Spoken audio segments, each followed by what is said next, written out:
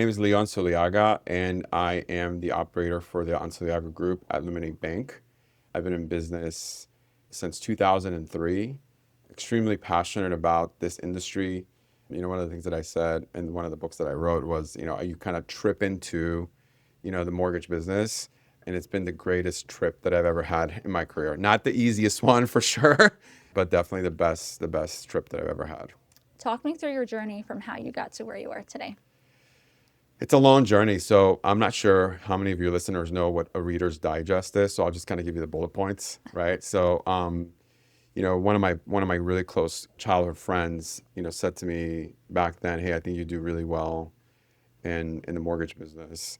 You should consider, coming and working with us." And I was like, "I'm not interested. I'm in school. It sounds like a pyramid scheme. You know what I mean? Like, I was exposed to some of those pyramid schemes in the past, and I was completely like put off." And he's like, "Well, I just bought my first house."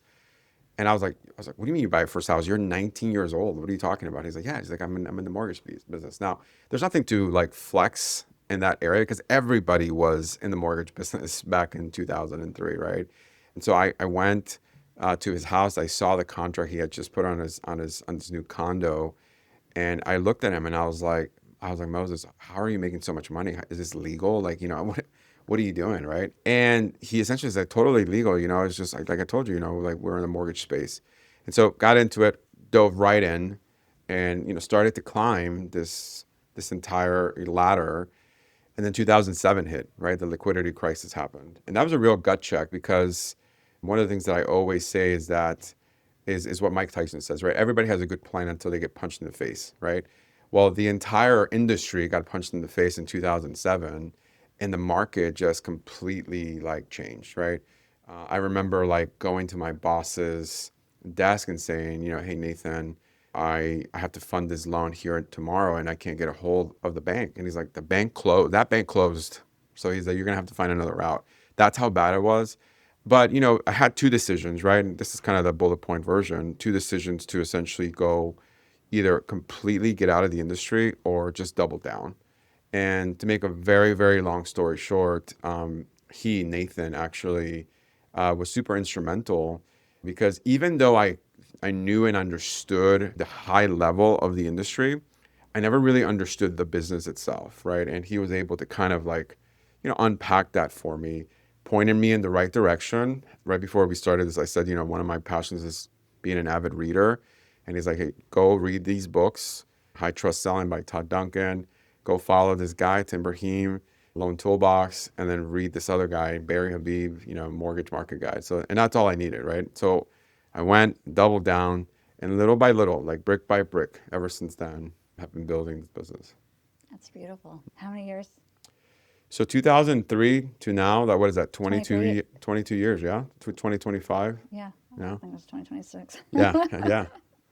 So you often say that home ownership should be intentional, not accidental. Mm-hmm. What does that mean for your clients and your team? Yeah, I think proper planning prevents poor performance. And I feel like a lot of people in this industry, we need to do a better job of giving our clients the plan. What's the plan before, what's the plan during, and what's the plan after, right? And so for years, and I'm at fault of this as well, because this is something that I had to learn the hard way. For years, all that we talked about was the during piece, right? Like what happens during the transaction. We're going to give you a great rate. We're going to make sure that we close on time, and we're going to make sure that this process is smooth. In other words, we're really good at during, right? But that's 10% of the value that a mortgage professional should be bringing to the table, right? 40% of that is the before, the preparation. What happens if this, then that? A lot of times consumers, whether it's first-time home buyers, move-up buyers, people that are investors or people that are downsized, right? They're probably going to do this max 6 times in their life, right? We do this every single day, and we're expecting them to be as prepared as we are. And so constant reaction during the transaction is literally a lack of preparation before. And then the after, huge, right? The after, is a major piece. It's 50% of the actual process, right? What happens after, right? Most institutions are just going to drop you and say, "Hey, congratulations, here are the keys to your house," right? But there has to be a plan afterwards and how to help these consumers manage the largest liability that they're going to have on their balance sheet, which is their mortgage. And so, yeah, we can't be accidental. We have to be intentional in that process with our clients. Just real quickly, because I don't know. What is the after? What do you do after? Yeah. So we have a success manager and a team that essentially engages our clients as long as they actually own the property. So it's essentially a concierge service. So as soon as the transaction closes, Jill and her team essentially will not only call the client 7 days later, 30 days later, they'll essentially make sure that their payments are actually set up online in the portal. 3 months later, they're going to make sure that their escrows are about to be dispersed and ultimately have a resource, a point of contact for all things regarding the actual mortgage, right? And so if a client gets something in the mail, oftentimes they'll say, "What is this? Is this spam? Is this a legit like solicitation? What is this?" Jill is there to answer those questions, right? If they need a recommendation for a roofer, if they need a recommendation for, a cleaner, if they need recommendations for a gardener, like Jill can essentially connect them to all. So it really is a concierge service post closing that we do in a very proactive manner after the transaction closes. I've bought 3 houses and I've never, ever had a level of that service. Yeah, yeah. I mean, and again, no, this is not something that, I used to do on a regular basis. Yeah. This is something that has come in the last few years, right? And so to your point, right, like proper planning prevents poor performance literally means we have to have a process in place. Yeah, that's wonderful. I love that. As a business owner, I love that. Yeah. What core values drive your team, and how do these values shape the client experience? Ooh, okay. So, on the business side, I really do believe this to the core. Everybody deserves the best price, the best advice, and the best client experience. Okay. The best price, mortgage rates are mortgage rates. I don't know why our industry has overcomplicated this entire thing. An interest rate, you can literally Google today and be like, what does a 30-year fixed mortgage look like? And Google is going to give you an aggregate in terms of where the market is. Now, for the newer generation, go to ChatGPT or some of these AI tools, and they'll do the exact same thing. So rates are rates, right? So the market is the market, but everybody deserves a competitive pricing, right? But they also deserve the best advice, right? When you start to your search online, when you start your search, on the different platforms, that stuff is important, but it needs to be bespoke at some point. That's where advice comes in, right? Our designations, our CMPS designation, for example, our certified mortgage planning specialist, right, designation allows us to give the level of advice that a CMP or a certified financial planner, I'm sorry, would give on the mortgage side of things. So how does this loan fit into everything we're trying to do financially? A mortgage is not just a rate and a payment. It really is one slice of your overall financial picture, right? So how does this entire thing fit together? So the advice piece is huge, and we really drill down on that. But then experience. Again, proper planning prevents poor performance, right? The majority of people, if you look at the Myers-Briggs, okay, are present voice people, right? And so meaning they need a pathway, they need a plan, they need a step-by-step process for them to follow, right? And I think a lot of times, people in our industry gets in trouble because you have people that are future voices, people that have big aspirations, big views, but they don't have a process, right? And so for years now, we've implemented a process. It's called our Excellent Loan Process, our ELP, and we work with the Ritz-Carlton Leadership Development to develop this process. And every single month, every single quarter, every single year, we refine this process little by little so that the consumer, when they come to our practice, they know that it's not just going to be a reactive approach, but a proactive. So those are some of the fundamental core beliefs that we have in our practice. That's phenomenal. I'm gonna have to ask you later about this Ritz Carlton Yeah, yeah, piece. How does your family's influence, like your mother saying, "Tell me who you surround yourself with, and I'll tell you who you are," yeah. guide the way that you lead today? Yeah, my mom's my hero. She is literally the most important person. I mean, no disrespect to my dad, of course. Dad, I love you, but she has been the backbone of our family and the matriarch of our family. And hard work has been instilled in us since we were kids. But I think that you can tell so much about someone by seeing who they surround themselves with. Right now, I have 2 kids now, so I see Isaiah, I see Lucy, I see their friends, and then I see their behavior from their friends. Right, and so that principle has been such an important principle in my household that she's instilled in me because it's allowed me to surround myself with people that are at a much higher degree, further along in life and also in business. So yeah, she's been instrumental in shaping who I am today, and obviously my brothers as well. Speaking of culture, how do you create a culture of growth and collaboration in initiatives like Leo's Circle or the upcoming How to Collective? Yeah. So, like my mom always say, right? Dime con quién andas, yo te diré quién eres, which literally means tell me who surrounds you, I'll tell you who you are. Collaboration is a core belief of mine, right? Like, 1 plus 1 is 11, right? Like it's not two, right? Two minds, if you guys don't know that quote, two minds, one side by side equals 11, right? And Leo Circle, all these projects, the How to Collective, the pod, all of this stuff is literally designed to enhance and that collaboration, but also, it's there because it's one of the core beliefs, that I have, right? And so, community is another one, right? Like hospitality is just one of the things that it just comes natural to me. And so, having friends in the industry, not just in real estate, our financial advisor friends, our business partners, is incredible. So that's how that came about. That's beautiful. So, for people that see home ownership as intimidating or out of reach, what advice would you give them? Yeah, I mean, it certainly is the biggest financial decision that you're going to make your entire life, right? Like, I mean, you're not buying a pair of shoes. You're investing in the largest liability that you're going to, to essentially take on in your entire life. So it should be intimidating because it is, right? But fear, right? False evidences appearing real is a really good acronym that I talk about with our clients on a regular basis, right? Fear is a real thing until you start to engage in the process, right? Again, it comes back to this process piece, right? A lot of people are intimidated because they're trying to bite this elephant with one bite.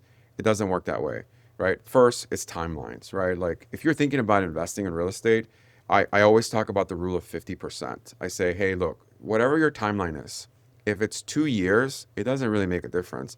According to some studies, right, specifically around the reticular activator, whatever your timeline is, usually it's about 50% once you start engaging and perseverating on this idea. So if you're thinking about buying a house a year from now, it's probably about 6 months. Because what ends up happening oftentimes is you find the unicorn, right? And now we're scrambling, right?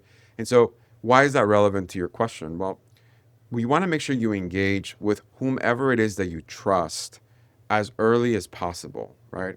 And usually you want to engage with your mortgage professional as early as possible because they're going to be able to give you, hopefully, the plan in terms of how to take this elephant down one piece at a time, Chunk by chunk. chunk by chunk. That's right. So, I want to actually touch on business growth. Yeah. I know we spoke about this earlier. How has video and content creation become a part of your business and leadership toolkit? Yeah, the one to many approach has been a game changer, right? I think TV is literally now on our phones, right? Like people are consuming information very differently, right? Like we're no longer taking out the Britannica encyclopedia to look up meanings. We're looking at videos online, right? And so years ago, I read a book called Jab Jab Right Hook by Gary Vaynerchuk. I've watched a lot of his content. I'm a huge fan of Alex Hormozzi's. Huge fan of some of these incredible stories that are out there. And one of the main things that they talk about is this whole concept of one to many, right? One to many in terms of like, I can't stand in front of 1,000 people every single day to like get the message out, right? But I can stand in front of a camera and talk about, okay, the concepts that are important that I want people to know and see 1,000 views or 1,000 people or 1,000 impressions engagement. And so it's been amazing for us because it's allowed us not only at the top of the funnel to create opportunities for us to engage with clients, but also behind the scenes, with our current clients and our current database to provide additional value. So the podcast it's been amazing. The interviews that we've done has been incredible. So we're doubling down on this. I love to hear it. Hmm. I'm a big supporter of video content. That's right. When people think of your team, what do you want them to immediately associate with your name? Yeah, I think we have a few models in our household that has bled into my team. One of them is that we can do hard things, right? So this world tells us all the time that this is just too difficult. This is just too hard, But one of the things that we've taught our kids, my wife and I, is that Anzoleagas can do hard things. Yes, math is really hard, okay? But Isaiah and Lucy, you can do hard things. And that's actually bled into our team, right? We can do hard things. We tackle hard things, right? We do it with excellence. Or not perfection, because perfection is impossible, but right underneath perfection is excellence, right? And as long as we actually approach our business in that way, we've seen success. I have my team, as cool as I am, I'm the pretty face in the camera, as you can see, right? Obviously. Obviously, right? But I mean, it's the people behind me, my staff, my teammates are really the oil that makes this engine move. Huge emphasis on leadership development with us. Uh, what does Jim Rohn say, right? When you start to work on yourself, you go from making a living to making a fortune, right? Yeah. And that couldn't be further from the truth. Like, we've invested so much time and energy and effort on our leadership development, constantly improving through various resources that we've gotten from some of the consultants we've hired. But we can do hard things is a bedrock of what we believe in. Excellence is another one, and constant growth is the other one as well. Here's $1 million question that all business owners want me to ask. Okay, go ahead. How do you attract that amazing team? Oh, all right. I mean, it's a beautiful question. So, we want people to grow in their leadership ability. We want people to do certain things, right? And we're constantly pointing the finger at people. But what we don't realize is there's three fingers pointing right back at us. Your team, your company, this is a hard lesson that I had to learn. Your growth is going to be dependent on me, right? And so, like, how do we develop talent? You have to develop first, because you have to be a leader worth following. One of the greatest resources that are out there on leadership is the Giant Worldwide Training. So shout out to Courtney Jordan and Jeremy She was Kubicek. she was on our She podcast. was? Yeah, yeah. Oh, so shout out to her. Yeah. She has been, her, Jeremy and Steve have been an instrumental, like probably the biggest instrumental change in my life. When I was introduced to that content, things started to change, right? I started to become self-aware. And that's when, my team, my staff started to grow, right? And so what is the magic answer here is, if you want to grow, if you want your team to expand and grow, execution is one thing, but like develop them as leaders is the other. And that is a really, really hard thing to do, But but you can totally do hard worth it. things. But we can do hard things.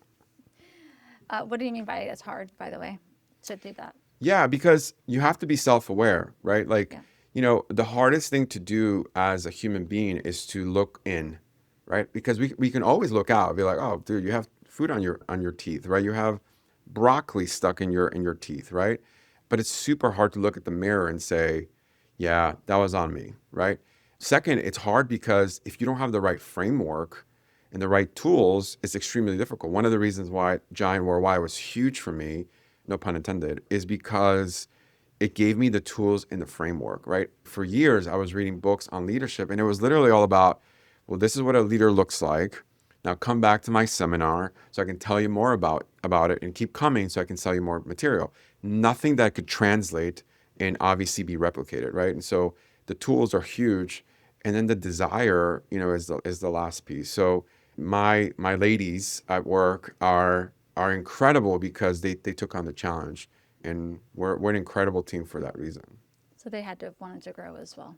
For sure, yeah. But they saw it in me first, right? Like, they're like, okay, if this is important to Leo, it's important to me, right? Oftentimes leaders talk about this, but they don't do anything about it, right? Yeah. They're constantly self-sabotaging their leadership, and their clients or their employees, similar to their kids, can see it and kind of sniff it out.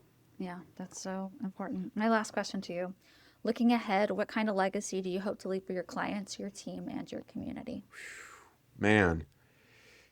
Yeah, I think about this often, actually. There's a great quote that I think about often. It says, if I find in my heart's desires that nothing in this world can satisfy, I can only conclude that I was not made for this world. C.S. Lewis said that, right?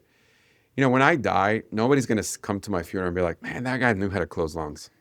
It's like, good for you, Leo. Like, they're going to look at my casting and be like, that rate you got me, that was amazing. They're gonna look at me and be like, I hope my son and my daughter say, my dad, he made a huge impact in my life because he was present, because he cared, and because he instilled in me like great values that I can carry on forever.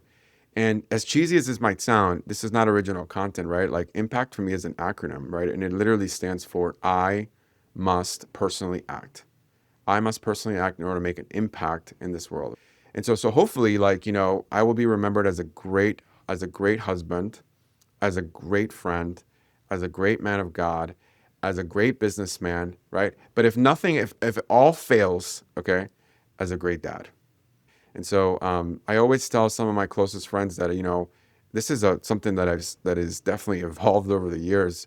I'm not a businessman that has a family. I'm a family man that has a business, right? And that shift is really, really hard, right? But like the people that are gonna probably remember me the most and see all of my flaws and hopefully, remember me like I discussed is my family. It's beautiful. Is there anything else you would like to add that I didn't touch on that you want to share with the listeners? Yeah, I mean, I think overall, if you're thinking about, starting a business, right? Like I interviewed a financial advisor. His name is Matt. So shout out to him on this. And I very rarely, and I posted this on LinkedIn as soon as I had lunch with him. I very rarely take notes, right, on in meetings like that of like massive things that I probably haven't already read. But I remember writing what he said down when he talked about his journey. He said, I was told a long time ago there's three I's in this world that we need to always keep in the back of our mind. He goes, impossible, improbable, and inevitable. He goes, when we start a business, he goes, everybody's going to tell you, that's impossible. Come on, you're wasting your time. You're going to leave this career to do this. That seems really, really risky and probably very, very impossible. And they're right. Because at the very beginning, when you do this, when you start something like this, right, everybody looks at the ceiling. There's no ceiling. Yes, but there's also no floor, right? Like if this doesn't work, we're moving into your basement, right? But he goes, but once you get over the impossible part, you get into the improbable, right? And he's like, is this probably going to happen? Maybe. I mean, it's a flip of a coin, right? It's a flip of a coin if we're going to scale this thing up, to eventually sell, like he shared, right? Um, maybe, maybe not. He goes, but once you get past that, success is inevitable. Alex Hormozy, in one of his books and one of his podcasts, said that the reason why most people win is not because they're smarter than everyone else. It's because they've learned to push through those stages and through the hard. And when you get to the other side, you look around and you're like, okay, now I know why most people aren't here because they don't want to deal with the pain. So if you're a business owner and you're thinking about doing this, scaling up, hey, it's gonna probably be impossible. Then it goes into improbable, but eventually it's inevitable. That's a beautiful quote. Thank you so much for being on this Thank you for having podcast. me. It was an honor, and I have so much follow up questions for you. All right, sounds good. Thank you.